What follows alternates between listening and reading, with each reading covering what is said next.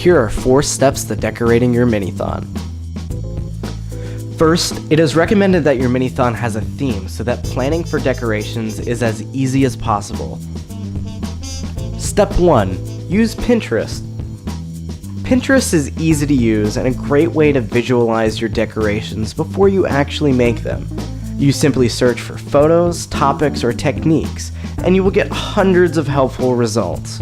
It is also useful to make a board for every area of your Mini-THON that your committee will end up decorating. Step 2. Establish a decoration team. You'll want to find creative people with free time and use them to make the big stuff you cannot set up during the week of Mini-THON. Items such as streamers and balloons are easy materials to use. However, this team will be in charge of creating decorations that require more time, detail, and planning to ornament your Mini-THON with. Step 3. Make a plan. How will the decorations be used? On the day of Mini-THON, you'll want to divide your committee and assign each member to different areas that need to be decorated. This information should be organized on a spreadsheet, for efficiency's sake, prior to the day of decorating. Step 4. Have fun!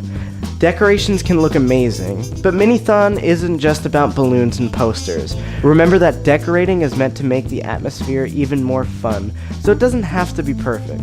Don't be afraid to stick to the basics like streamers, balloons, posters, and banners.